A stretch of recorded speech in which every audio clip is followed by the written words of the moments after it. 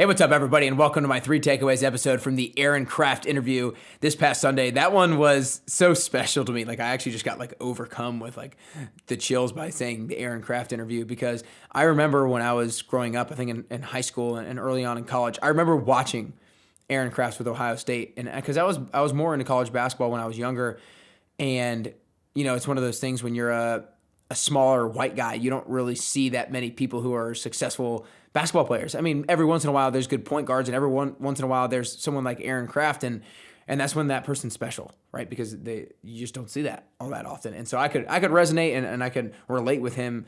I mean, I guess he was 6'2", but in the grand scheme of things, he looked relatively short against the monsters, the people who were 6'8", 6'9", 6'10", that kind of thing. And so that was a really special interview for me, because I remember watching him. I remember admiring him, being and seeing myself in him, because I always was kind of a scrappy player and a hard worker, and that's exactly what he was. He was known for his defense and everything like that. Anyways, if you guys didn't listen to the episode yet, you need to make sure you go back and listen to it. This one was phenomenal. I just went back and listened to it myself. There's so many great lessons in here and takeaways in here that you can start to apply in your life. And I just loved hearing his transition from being that Ohio State basketball player back in the day to being a professional basketball player, but now going back to med school and being a father now, and seeing that evolution. It's just been really cool. I only met him when I interviewed him, but I felt like I knew him through the research and through interviewing him, and it just was kind of cool to see the evolution. Anyways, let's go ahead and get right into my 3 takeaways. Number 1 is how you handle adversity is a huge difference maker.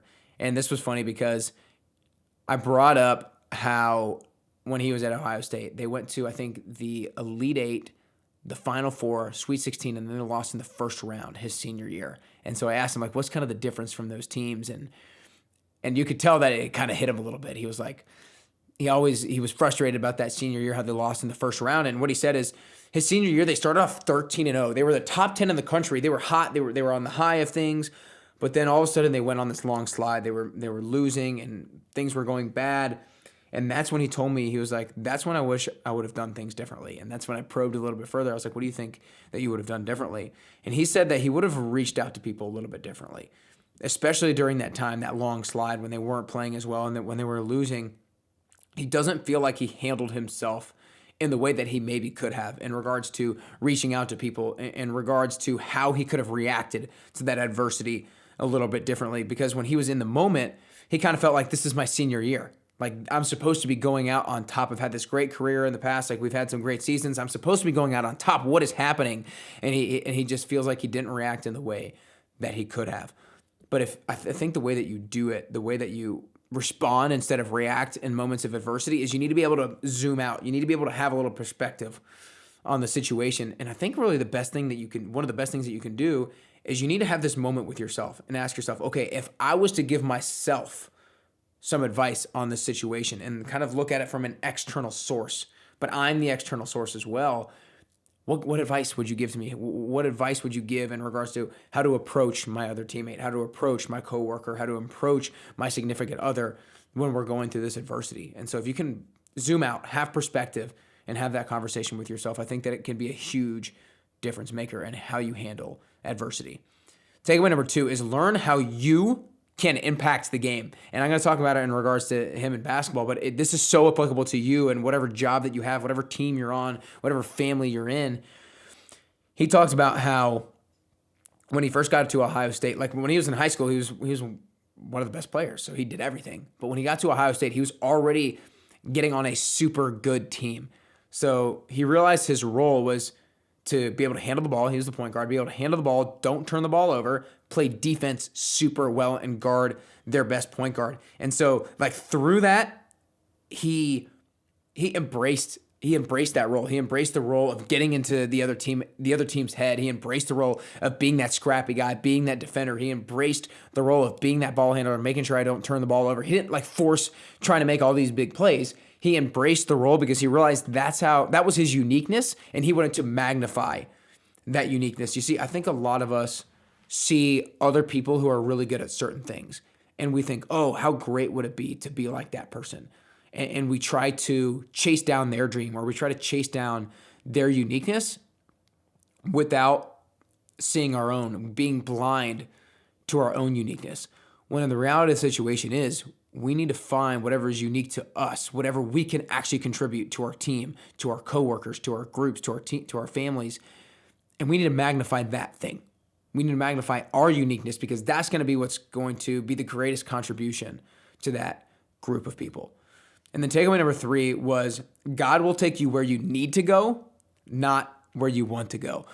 And I thought this was really funny because he mentioned how, like, if things were up to me, he's like, I would have made a lot of different choices, but they were in God's hands. And so I am where I am today, but I'm glad they are where they are.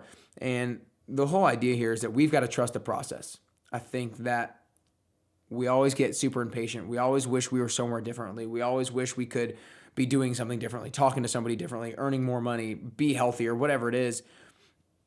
We need to trust the process. Now, that doesn't mean that we don't take action. Like, don't take that as we need to just sit there and be complacent. No. Take massive action, but realize that not everything has to happen in a day. That's like one of the biggest things that I try to remind myself every single day. Nick, not everything has to happen in a day. You're working hard. You're doing you. Trust the process. Trust that the work that you're going to put in now, the investment that you're putting in now, is going to pay off a little bit later. So again, guys, my 3 takeaways. Number 1 is how you handle adversity is a huge difference maker. When there's adversity going on, try not to react in the moment. Try to zoom out, gain a little perspective, give advice to yourself. What should you be doing?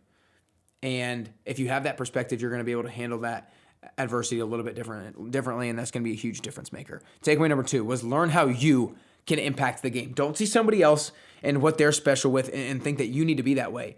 Figure out what makes you you, what makes you special, what makes you unique, and find a way to magnify that because that's going to be the greatest contribution that you can bring to whatever group of people that you need to bring it to.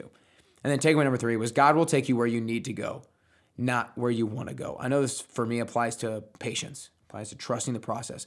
Putting in the hard work, yes, but then trusting that it's going to reap, that planning it and tilling the land is going to pay off for me in the future. I hope you guys enjoyed these 3 takeaways. If you have not listened to the Aaron Kraft interview, you need to stop what you're doing right now and you need to download it and save it for later, or download it, listen to it now, because it's a game changer. Like, I absolutely loved talking to him. He's such a down-to-earth guy, and we got into some deep stuff. We talked about what he regretted about his senior year basketball season at Ohio State when they were 13-0, top 10 of the country, and then kind of went off on a slide and lost in the first round of March Madness.